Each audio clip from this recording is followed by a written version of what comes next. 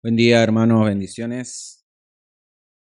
Quiero que vayan abriendo sus Biblias en el libro de Hechos, capítulo 2, versículos del 14 al 40.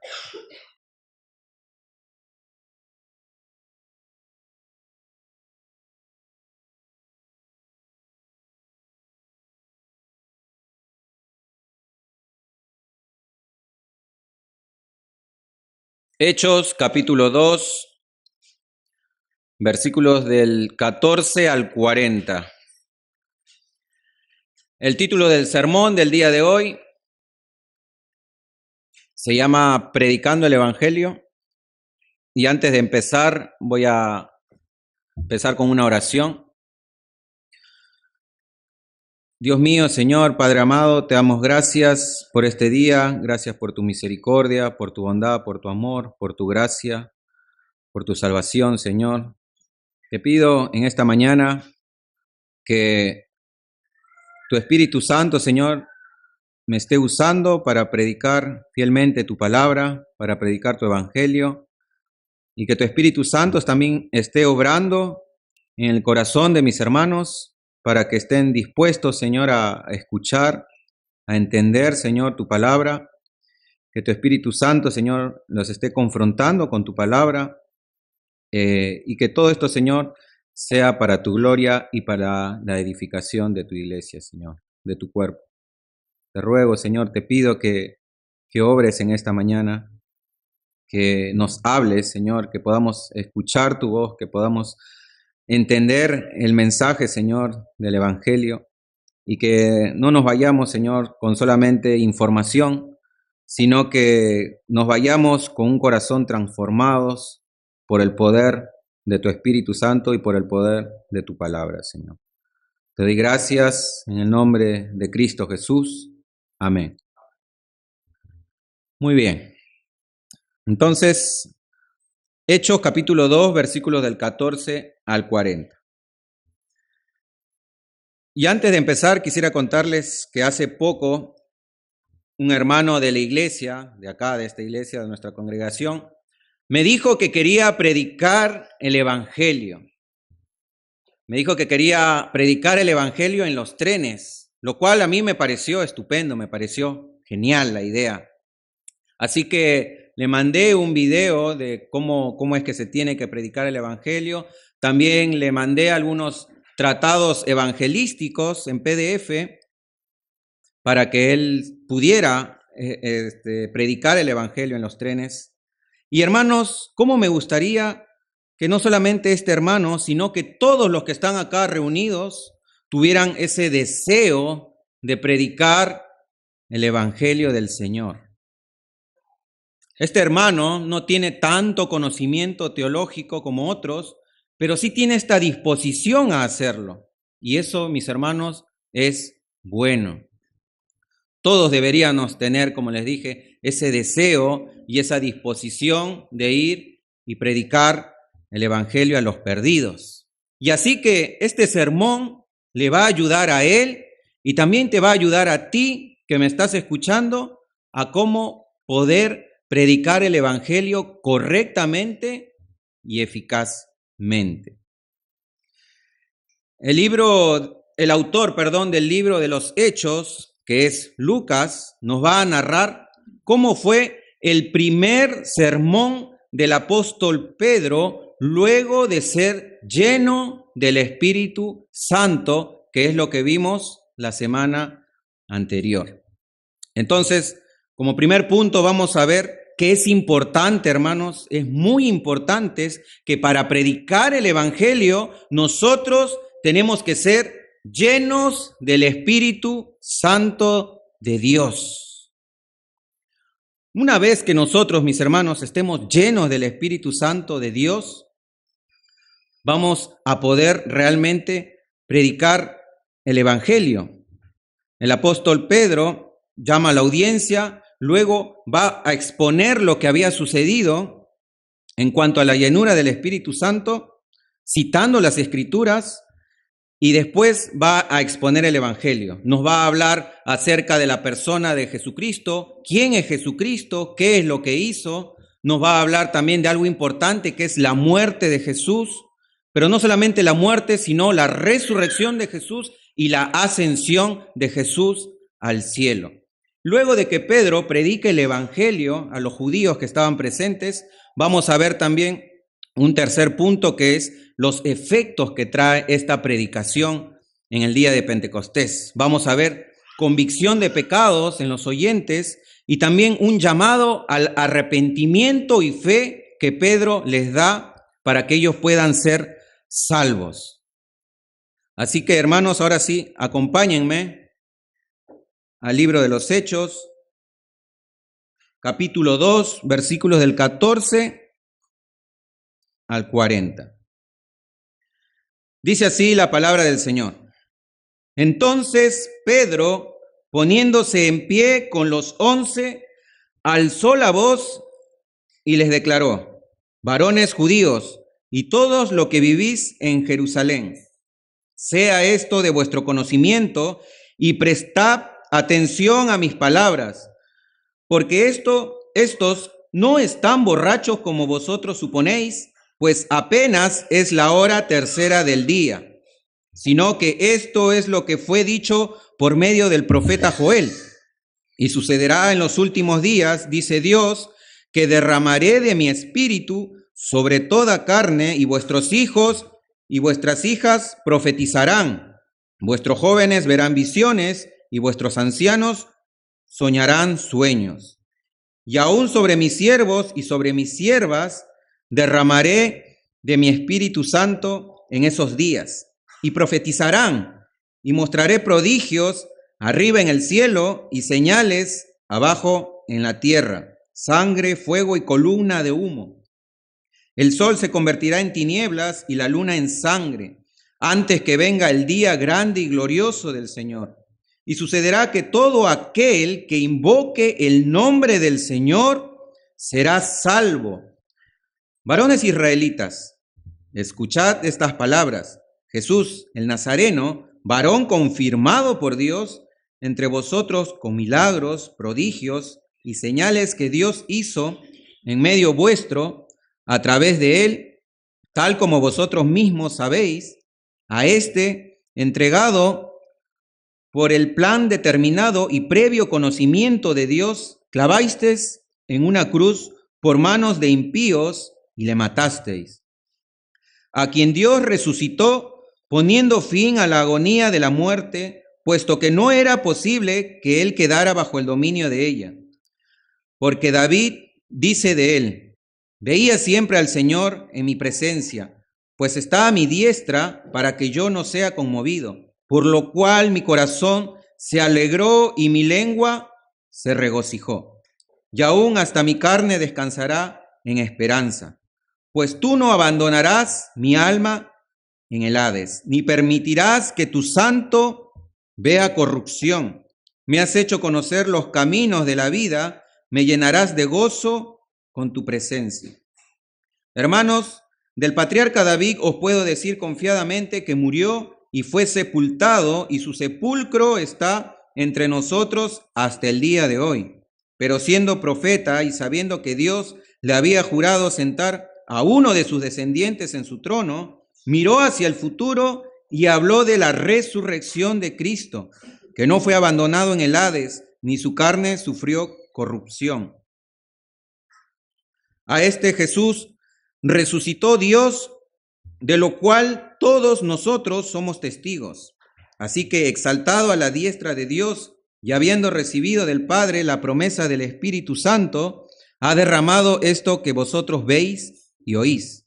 Porque David no ascendió a los cielos, pero él mismo dice: dijo el Señor a mi Señor, siéntate a mi diestra hasta que ponga a tus enemigos por estrado de tus pies.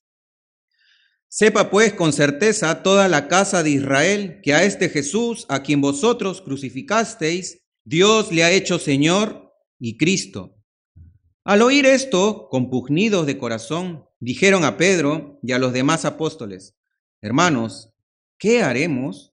Y Pedro les dijo: arrepentíos y sed bautizados cada uno de vosotros en el nombre de Jesucristo para perdón de vuestros pecados y recibiréis el don del Espíritu Santo. Porque la promesa es para vosotros y para vuestros hijos y para todos los que están lejos, para tantos como el Señor nuestro Dios llame.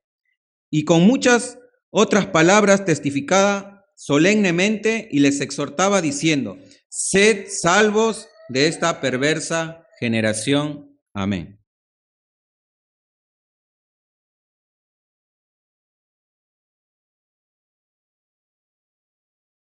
Muy bien.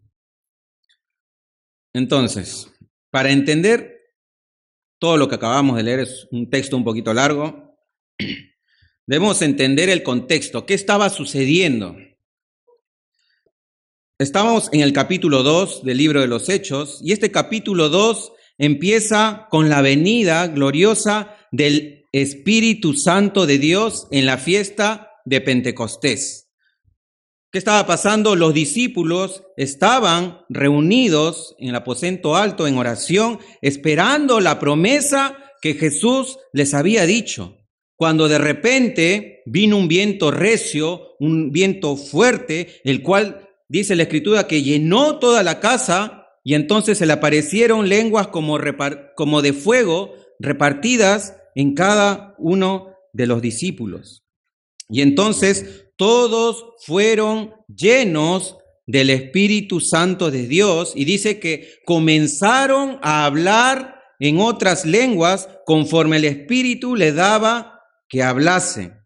Y las personas que estaban reunidos a su alrededor se quedaron todos atónitos de lo que estaba sucediendo. ¿Por qué? Porque cada uno, dice la Escritura, que le oía hablar en su propia lengua. Habían ahí partos, medos, elomitas, gente de Asia, Frigia, Panfilia, Egipto, África, cretenses, árabes, etcétera, etcétera. Los cuales ellos los oían hablar en sus propias lenguas y les oían hablar las maravillas de Dios. Y se decían ellos unos a otros: ¿qué quiere decir esto? Había un grupo de personas que decían: ¿qué quiere decir esto? Y había otro grupo de personas que se burlaban de ellos y decían: estos están llenos de mosto o están borrachos. Ese era el contexto. Entonces, ahora sí, Pedro, al oír esto, a estos burladores, Pedro, junto a los otros 11 discípulos que estaban ahí presentes, también ellos, llenos del Espíritu Santo, se pusieron de pie para explicar lo sucedido y piden a la audiencia que le presten atención. Versículo 14, que es: entonces Pedro, poniéndose en pie con los 11, alzó la voz y les declaró: varones judíos y todos los que vivís en Jerusalén, sea esto de vuestro conocimiento y prestad atención a mis palabras, porque estos no están borrachos como vosotros suponéis, pues apenas es la hora tercera del día, dice Pedro.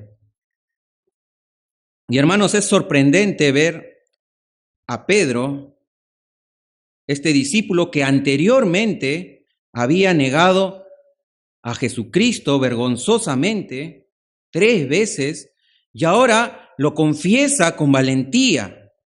A esto se refería, mis hermanos, Jesús cuando dijo, ¿se recuerdan? Hace 2 semanas que prediqué sobre la misión de la iglesia. A eso se refería cuando Jesús dijo: recibiréis poder cuando venga el Espíritu Santo sobre vosotros y me seréis testigos en Jerusalén, en Samaria, en Judea, en Samaria y hasta los confines de la tierra. Es sorprendente ese cambio de una persona cuando es llena del Espíritu Santo de Dios. Entonces Pedro empieza a decir a la audiencia, a los judíos que estaban ahí reunidos, le dicen que estas personas, los discípulos, no estaban borrachos porque apenas eran las 9 de la mañana.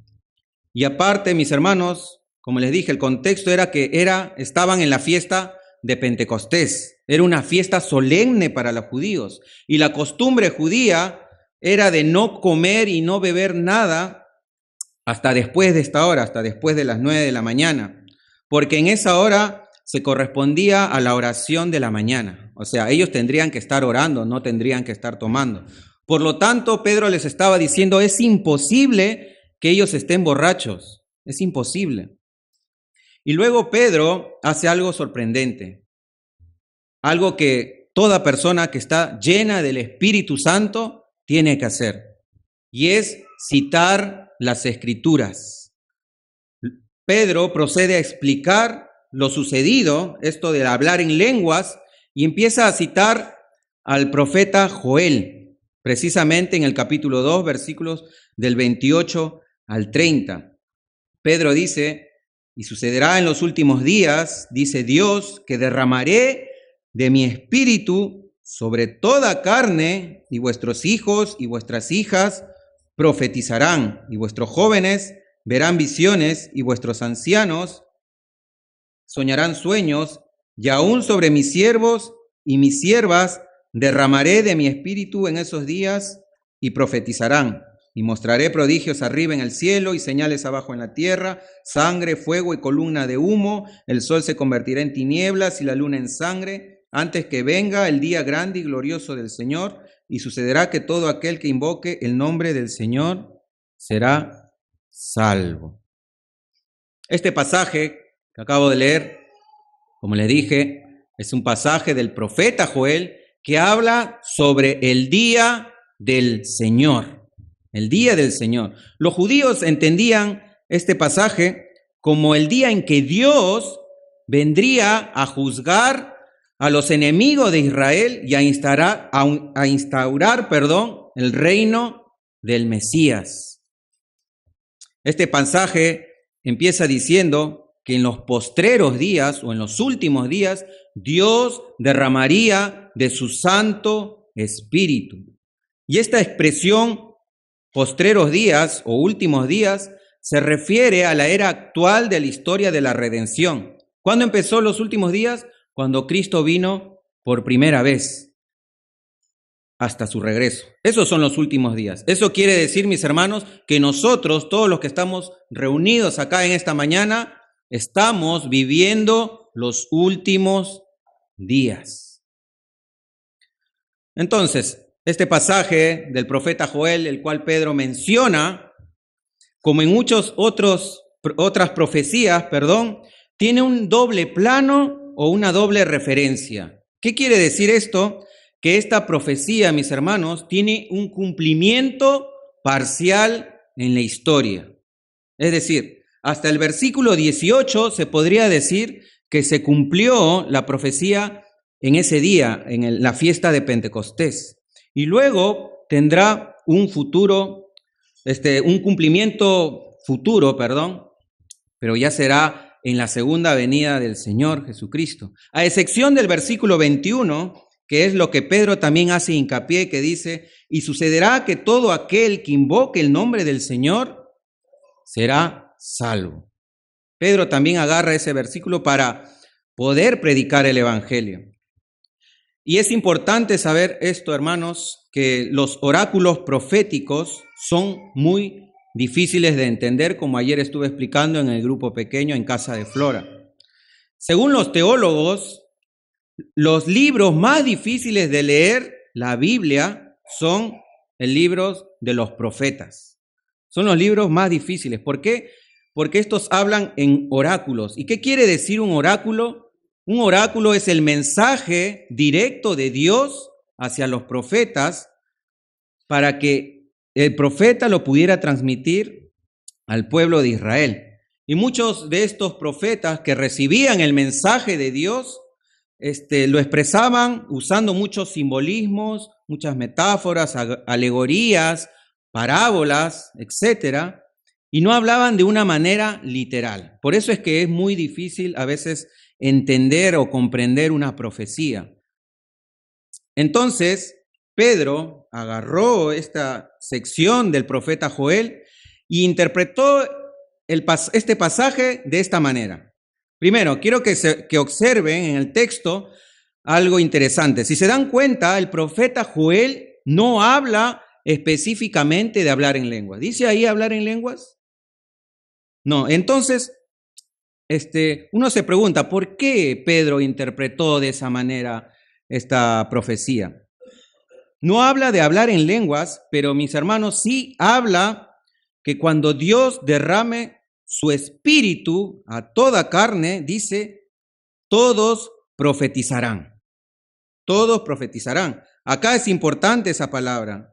El hecho de profetizar se repite 2 veces ahí en el texto. Si ven en el texto, el 17 dice, vuestros hijos y vuestras hijas profetizarán.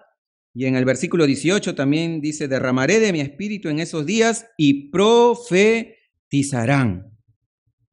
Entonces, Pedro lo interpretó así. El hecho de que los jóvenes, o sea, el hecho de hablar en lenguas y hablar las maravillas de Dios era profetizar. Y la parte de los jóvenes verían visiones y los ancianos soñarían sueños era una actividad profética también. Era algo que Dios en el Antiguo Testamento, en el Antiguo Pacto, hablaba a sus profetas de esa manera, por medio de sueños, por medio de visiones. ¿Pero para qué? Con el fin de profetizar luego al pueblo de Israel. Entonces, hermanos, es importante entender que para predicar el evangelio eficazmente, nosotros, cada uno de nosotros, debemos estar llenos del Espíritu Santo de Dios. Muchas veces, a veces nos preguntamos, ¿por qué mi predicación no surge efecto, no tiene efecto? Y es muchas veces, mis hermanos, porque lo hacemos en la carne. Queremos ir y predicar el Evangelio, pero no oramos, no leemos la Biblia, no nos congregamos, no nos reunimos a la reunión de oración, etcétera, etcétera. No participamos de la iglesia. Entonces, lo hacemos en la carne. Tenemos conocimiento, sí, pero no estamos llenos del Espíritu Santo. Al igual que Pedro, nosotros, mis hermanos, también debemos predicar las Escrituras. El hecho de estar lleno del Espíritu Santo no significa, mis hermanos, que nosotros vamos a hablar cosas nuevas o revelación nuevas, como lo hacen algunos farsantes que se han levantado y que hablan cualquier cosa y ellos dicen que viene de parte de Dios. No, mis hermanos. Lo único que hizo Pedro fue simplemente explicar las Escrituras. Es lo que hace el Espíritu Santo en una persona cuando está llena del Espíritu Santo. Explicar las Escrituras, interpretar las Escrituras correctamente, mis hermanos. Y por eso, ese es el primer punto. Es importante estar llenos del Espíritu Santo de Dios. Luego, entonces ya Pedro y con los otros apóstoles, lleno del Espíritu Santo, ahora sí, él se propone a predicar el Evangelio, que es el segundo punto. Pedro, luego de explicar lo sucedido del derramamiento del Espíritu Santo, qué es lo que significaba, ahora sí empieza a hablar a los judíos sobre quién es Jesucristo. Versículo 22 dice, varones israelitas, escuchad estas palabras. Jesús el Nazareno, varón confirmado por Dios entre vosotros con milagros, prodigios y señales que Dios hizo en medio vuestro a través de él, tal como vosotros mismos sabéis. A este entregado por el plan predeterminado y el previo conocimiento de Dios, clavasteis en una cruz por manos de impíos y le matasteis. Pedro empieza a explicar quién fue Jesucristo y empieza a explicar las obras que Jesús hacía aquí en la tierra. Jesucristo, mis hermanos, hizo obras que ningún ser humano en la historia puede hacer. Sus milagros, las maravillas, las señales, los prodigios fueron evidencia irrefutable de la deidad de Jesús y también de la aprobación de Dios, porque ellos tenían también, los judíos, la creencia de que un pecador no podía hacer milagros. Y Jesús, este era Jesús, mis hermanos. Este era Jesús, un hombre sobrenatural, un hombre que hacía cosas que ningún otro hombre podía hacer. Y los judíos reconocían las señales. Juan capítulo 11, versículos 47 al 48. Luego de que Jesús haya sanado a Lázaro, algo sorprendente, dice lo siguiente: entonces los principales sacerdotes y los fariseos reunieron el concilio y dijeron: ¿qué haremos? Porque este hombre hace muchas señales. Si lo dejamos así, creerán en él y vendrán los romanos y destruirán nuestro lugar y nuestra nación. Entonces ahí vemos en este pasaje de Juan que los principales sacerdotes reconocían que Jesús hacía grandes señales, grandes milagros, y el hecho de resucitar a Lázaro fue algo sorprendente incluso para ellos, y ellos estaban con miedo porque ellos creían que si Jesús se hacía el Mesías, vendrían los romanos y destruirían el templo donde ellos se congregaban. Entonces, Pedro empieza a explicar quién es Jesús, qué milagros hizo, qué señales hizo, y después pasa a explicar la misión importante de Cristo Jesús. ¿Cuál era la misión, mis hermanos? Morir. Jesús vino a esta tierra a morir por nuestros pecados.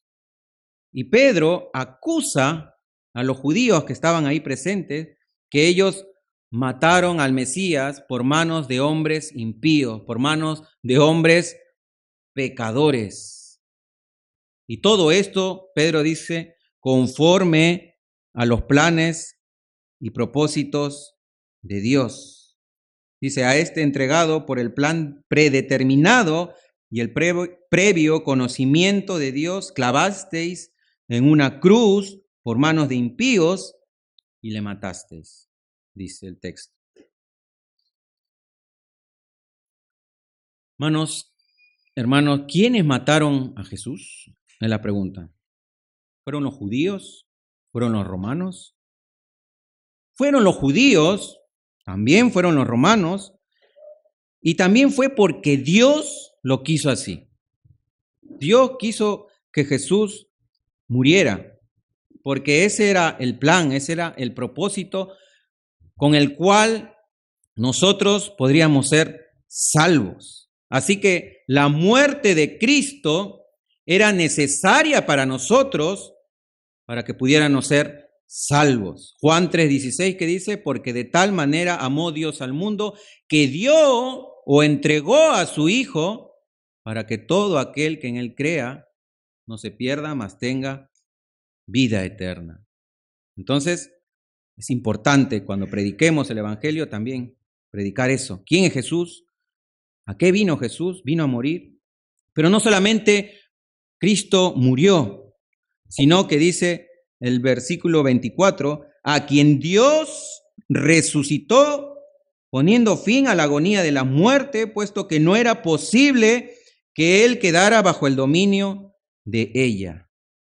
Esto quiere decir, mis hermanos, que Cristo resucitó. Cristo está con vida. Cristo vive. Era imposible que la muerte lo retuviera, ya que el propio Jesús afirmó ser que la resurrección y la vida.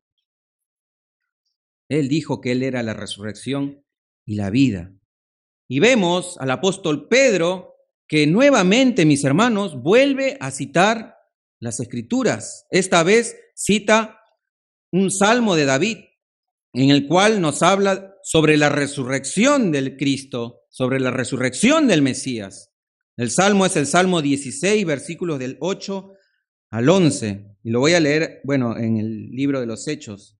Dice: porque David dice de él: veía siempre al Señor en mi presencia, pues está a mi diestra para que yo no sea conmovido, por lo cual mi corazón se alegró y mi lengua se regocijó, y aún hasta mi carne descansará en esperanza, pues no abandonarás mi alma en el Hades, ni permitirás que tu santo vea corrupción. Me has hecho conocer los caminos de la vida, me llenarás de gozo con tu presencia. Este salmo, mis hermanos, como dice en la traducción que le ponen, es un mictán, que significa dorado o algo de gran valor. Este salmo, el Salmo 16, es un salmo de alabanza que da el rey David en gratitud hacia Dios por la protección que él le brinda.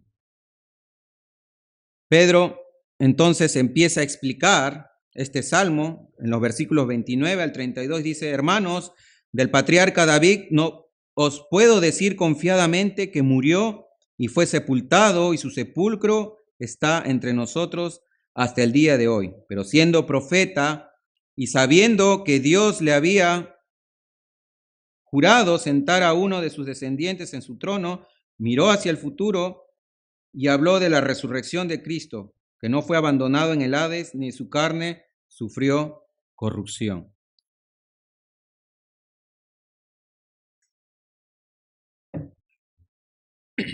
Pedro entonces empieza a explicar, se dan cuenta cómo es una persona llena del Espíritu Santo, agarra la Escritura y le empieza a explicar, le empieza a exponer. Pedro empieza a explicar que este salmo no hablaba específicamente de David, porque David fue sepultado, dice, sino que era un salmo mesiánico, que hablaba del Cristo, que hablaba de Jesús. Y también Pedro utiliza otros salmos para hablar de la promesa que Dios le había hecho a David, que de su descendencia vendría el Mesías, es decir, el rey que iba a gobernar por toda la eternidad. Salmo 89, 4 dice: para siempre confirmaré tu descendencia y edificaré tu trono por todas las generaciones. Otro salmo que habla sobre esta promesa es el Salmo 132, 11, que dice: en verdad juró Jehová a David y no se retractará de ello, de tu descendencia pondré sobre tu trono. Estos salmos hablan de esa promesa hacia David, de que él iba a ser de su descendencia iba a nacer el Mesías y que ese santo no vería corrupción. Es decir, hablaba de la resurrección de Cristo. Versículo 32 dice: a este Jesús resucitó Dios, de lo cual todos nosotros somos testigos. Todos los discípulos, todos los apóstoles, los seguidores de Jesús habían visto a Cristo resucitado, mis hermanos. Hermanos, Cristo vive. Él resucitó, está sentado a la diestra de Dios. Es más, Él está aquí, está reunido aquí, presente, no de forma física, pero sí de forma espiritual. Hermano, Jesús nunca debió morir. ¿Por qué? Porque la maldición de la muerte era para los que transgredían la ley, para los pecadores. Y la Biblia nos dice que Jesús nunca pecó. Y es por eso que la muerte, mis hermanos, no pudo retenerlo. La muerte no pudo con él. Hermanos, la resurrección es importante para nosotros, los cristianos, porque en su resurrección nosotros somos justificados. Romanos 4:25 dice, el apóstol Pablo, hablando a la iglesia en Roma, dice: el cual fue entregado por nuestras transgresiones y resucitado para nuestra justificación. ¿Por qué dijo esto el apóstol Pablo?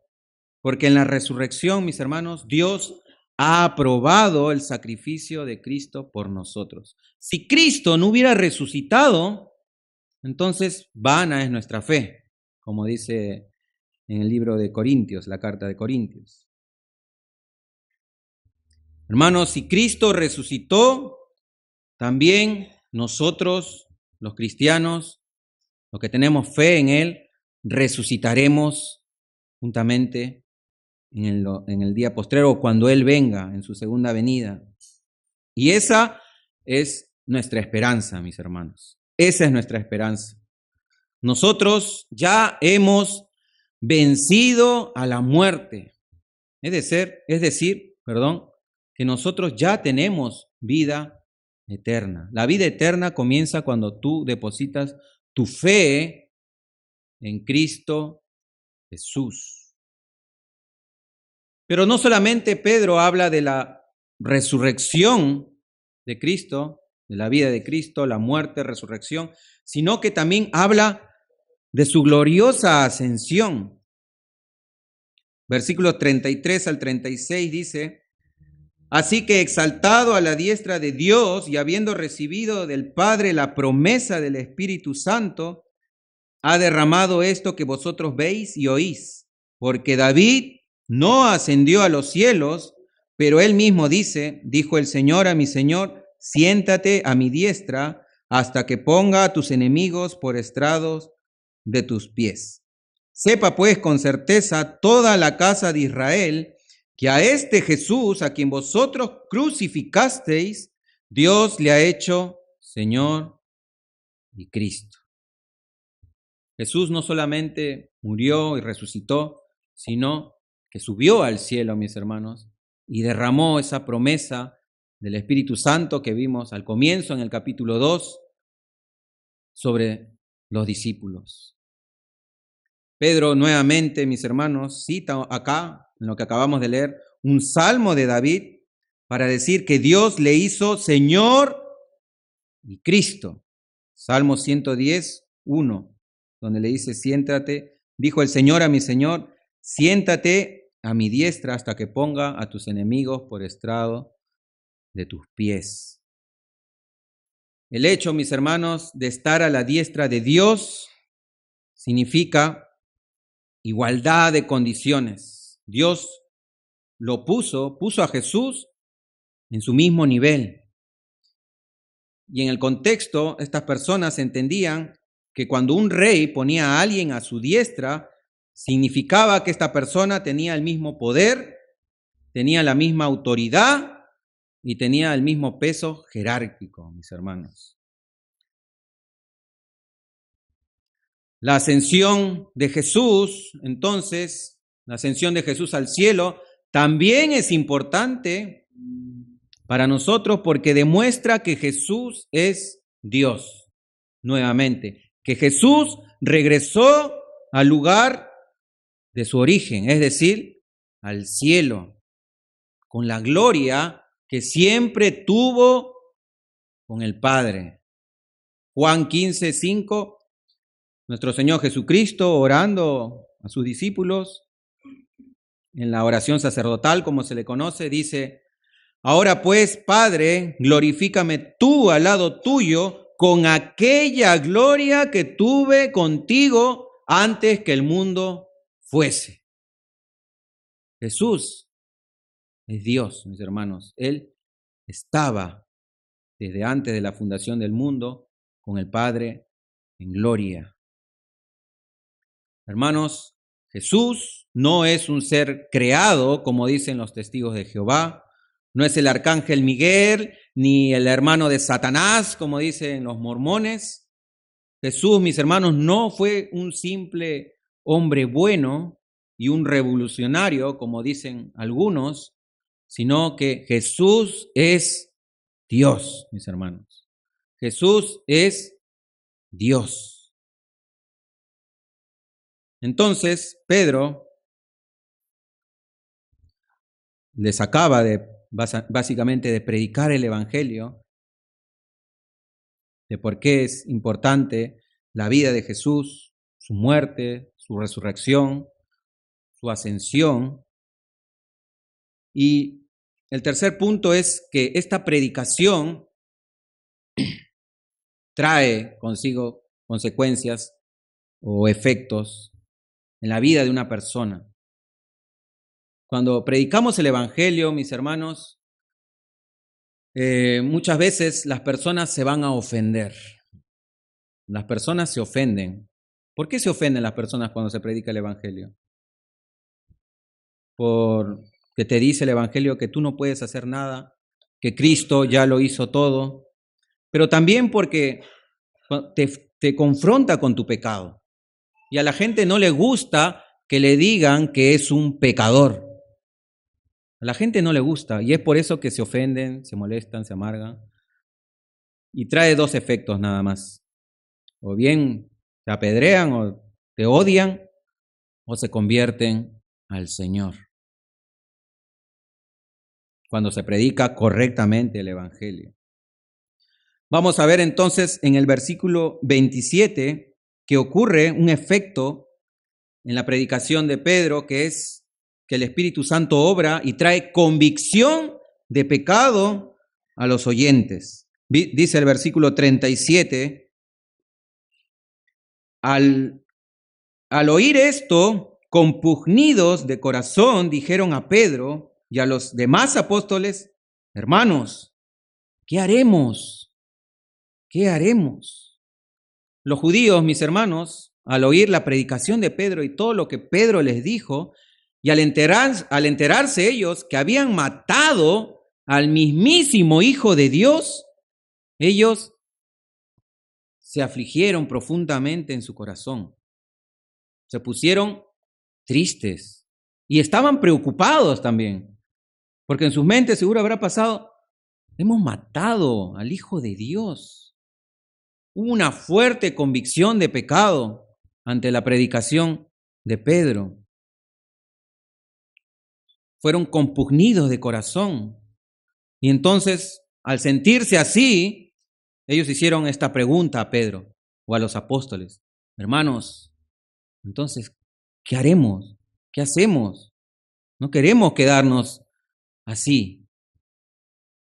Y hermanos, cuando el Evangelio es predicado, como les dije anteriormente, correctamente, haciéndole ver su pecado a las personas por medio de la ley, entonces es ahí donde el Espíritu Santo actúa trayendo convicción de pecado a la persona.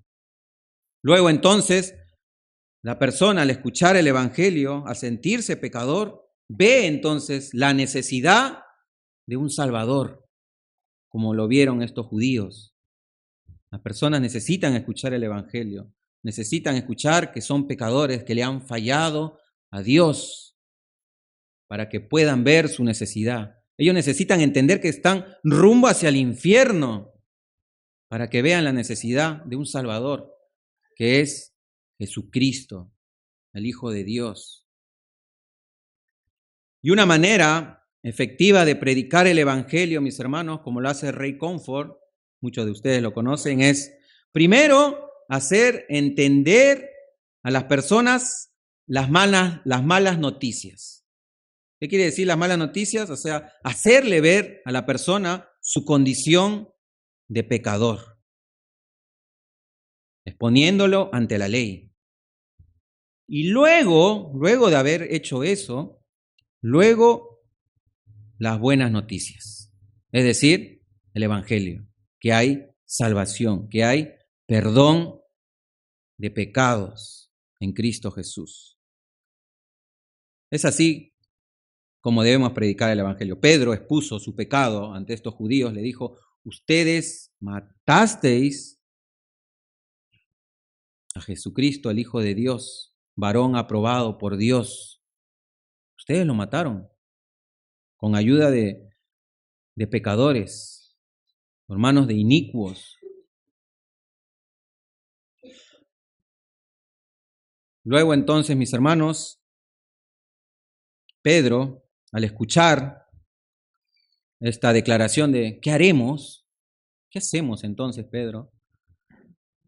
Pedro hace un llamado a estas personas, a estos judíos, al arrepentimiento y a la fe.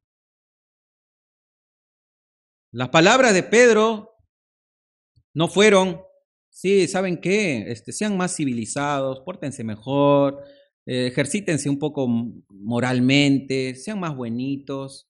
No, las palabras de Pedro no fueran esos. Las palabras de Pedro fueron: arrepiéntense y bautícense cada uno de vosotros. Y arrepentirse, mis hermanos, es cambiar nuestra mentalidad, primero acerca de la persona de Jesucristo. ¿Quién es Jesús? Ellos no conocían a Jesús. Ellos por eso, al no conocerlo, lo rechazaron y lo mataron.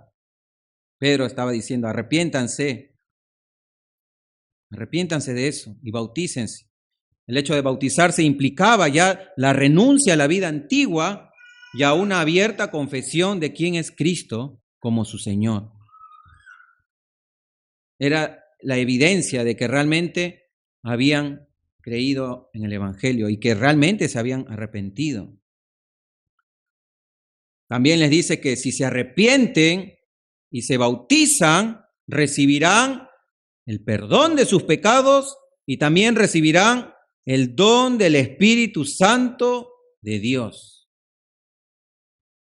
Pedro le está diciendo: bueno, ustedes metieron la pata, lo mataron, pero si se arrepienten, pueden encontrar perdón de pecados. Y no solamente eso, sino que recibirán la promesa del Espíritu Santo de Dios, el cual les va a dar el poder para vencer el pecado, la muerte. Hermanos, todo aquel que se arrepiente de veras, de corazón, ha nacido de nuevo. Y el Espíritu Santo viene a morar en la persona que se arrepiente. Y solamente esto se puede lograr, mis hermanos, por medio de la predicación de la palabra y la obra, obviamente, regeneradora del Espíritu Santo de Dios. Porque Dios utiliza la palabra y el Espíritu actúa cuando la palabra es predicada fielmente, mis hermanos.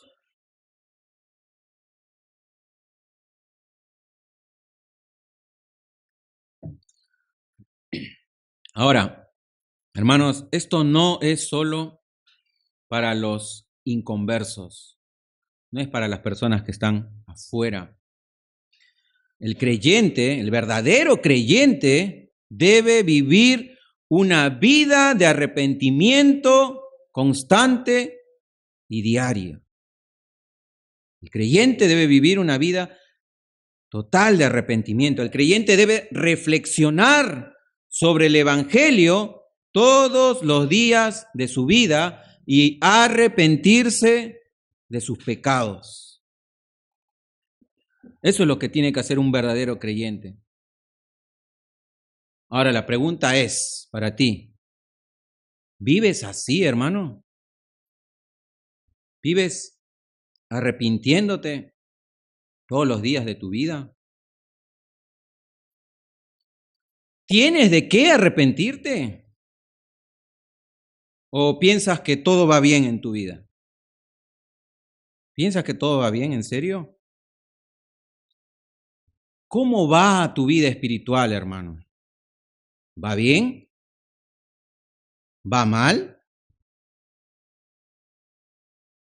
Hay tantas personas dentro de acá, de esta iglesia, que llevan una vida espiritual pobre, muy pobre. ¿Y saben por qué? Precisamente porque no se arrepienten de sus pecados. Y no se arrepienten porque no se dan cuenta o porque no lo quieren ver. Saben que están mal y no hacen nada por cambiar. Otros son sinceros y aceptan su vida espiritual mediocre y se preguntan, ¿por qué me pasa esto? ¿Por qué estoy viviendo así de esta manera? Y muchas veces le echan la culpa a la iglesia, al pastor, a los líderes, y dicen, escuché por ahí, antes no era así, la iglesia antes no era así. Ahora se siente, no sé, un ambiente medio raro, como que hay frialdad en la iglesia. Arrepiéntete, hermano. Otros dicen, sí, ¿sabes? En Berazategui es diferente. Ahí sí se siente el fuego, se siente el calor, se siente el amor entre hermanos. Y quizás piensen que cambiándose de iglesia, ya sea Berazategui o otras iglesias, estas personas quizás piensen que su vida espiritual va a mejorar. Y no es así, hermanos. Cuando el error no está en la iglesia, el error está en uno mismo. Hermanos, hemos perdido el enfoque. ¿Saben por qué en Berazategui se siente eso? Yo también lo siento. ¿Saben por qué? Porque en Berazategui estos hermanos se congregan 2, 3, 4 veces a la semana.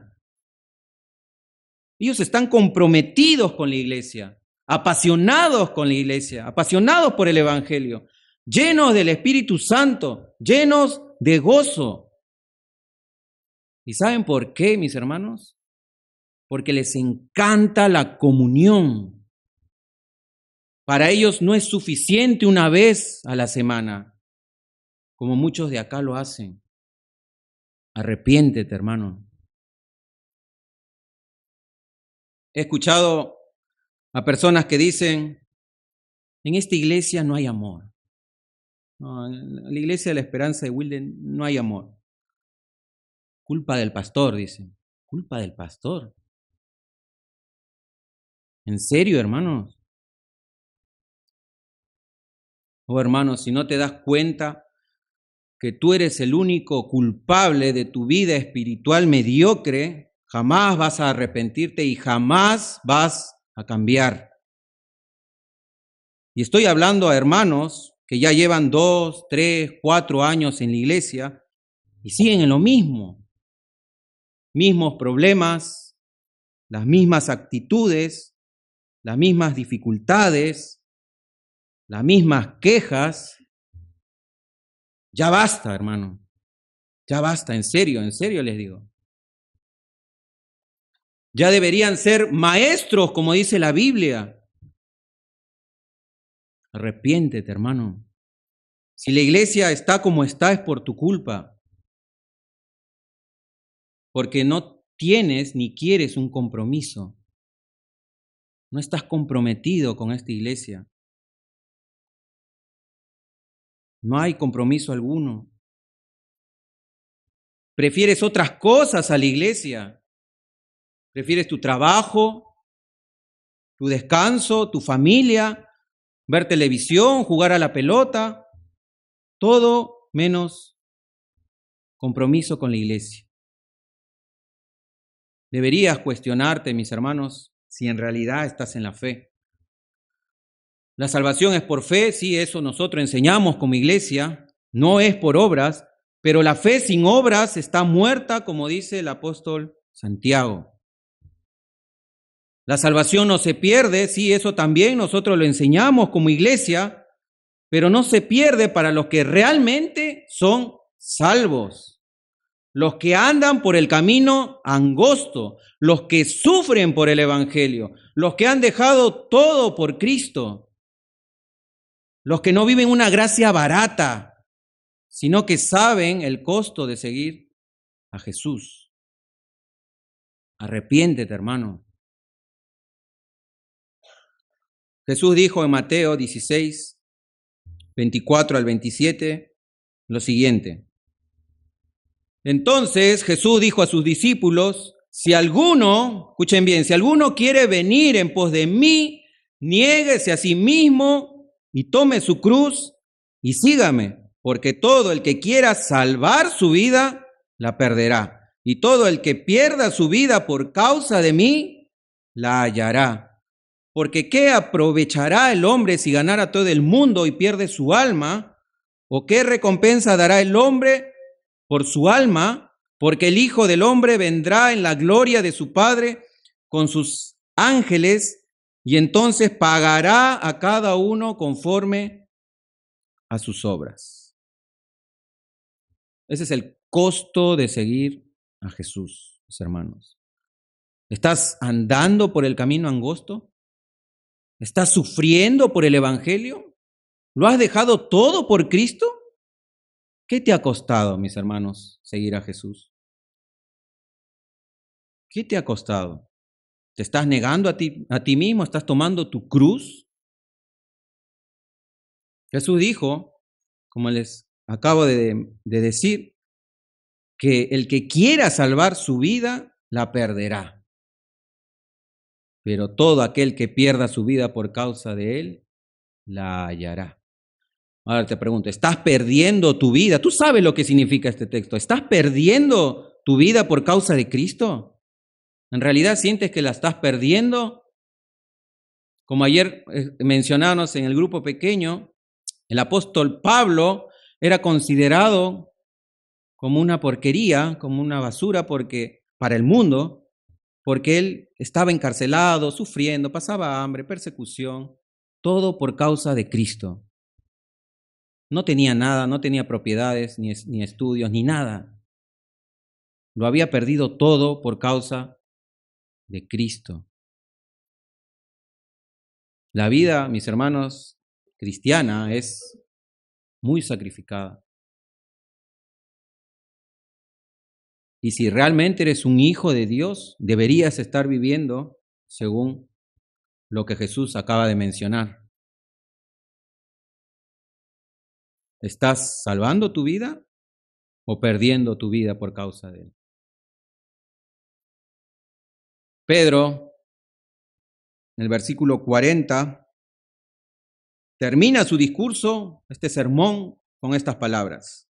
Versículo 40 dice, y con muchas otras palabras testificaba solemnemente y les exhortaba diciendo, sed salvos de esta perversa generación. Hermanos, lo mismo le digo yo, sean salvos de esta perversa generación. Pedro les estaba hablando a judíos que ellos practicaban todos los rituales en el templo. Es más, precisamente estaban reunidos por ser la fiesta de Pentecostés. Y Pedro les estaba diciendo, sean salvos de toda esta gente, de toda esta perversa generación. Hermanos, hoy es el día en que tú puedes ponerte a cuentas con Dios. Arrepiéntete y pídele perdón a Dios por todos tus pecados, por tu falta de compromiso, por tu falta de amor. Oh, hermanos, parecemos ya a la iglesia de Éfeso en Apocalipsis, que Jesús le dice, están bien en todo, pero han perdido el primer amor. Hermanos, volvamos juntos al Señor. Cristo ya pagó el precio de nuestro perdón, de nuestros pecados. Hoy es el día, mis hermanos, donde puedes ponerte a cuenta con Dios. La Biblia dice que el que encubre sus pecados no prosperará, mas el que los confiesa y se aparta alcanzará misericordia. Esto quiere decir, mis hermanos, que si tú has oído hoy el mensaje, y quizás fue un poco duro, un poco chocante, tienes dos opciones. O aceptar que estás mal, no todo, sí. Confesar tus pecados y dice la Biblia que puedes alcanzar misericordia. Pero el que encubre sus pecados no prosperará. Seguirás en lo mismo. Unas aplicaciones ya para terminar. La iglesia, mis hermanos, o la persona que no está viviendo para glorificar a Jesucristo como Hijo de Dios, crucificado y resucitado, no puede ser llena del Espíritu Santo. Es imposible glorificar a Dios, mis hermanos, si no eres lleno del Espíritu Santo. Para eso tienes que nacer de nuevo. Tienes que nacer de nuevo. Y si ya eres creyente, si ya has nacido de nuevo, entonces llénate del Espíritu Santo. Pablo dice, sed lleno del Espíritu Santo. Es un imperativo para nosotros. Efesios capítulo 5, versículo del 18 al 20 dice, no os embriaguéis con vino, en lo cual hay disolución, antes bien, sed llenos del Espíritu Santo. ¿Cómo somos llenos del Espíritu Santo? Bueno, el mismo texto nos dice, hablando entre vosotros con salmos, con himnos y cánticos espirituales, cantando y alabando al Señor en nuestros corazones, dando siempre gracias por todo al Dios y Padre, en el nombre de nuestro Señor Jesucristo. Hermanos, de nada te sirve leer la Biblia, orar en tu casa, si no lo haces con tus hermanos. El secreto está, ¿saben dónde? En la comunión. En la comunión. Ese es el secreto, mis hermanos. Por eso les dije, la iglesia de Verazategui se siente eso porque ellos están ahí. No ven la hora de verse con los hermanos.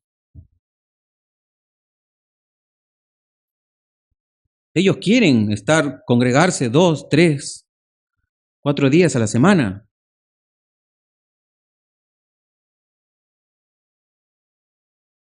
Hermanos, para terminar, debemos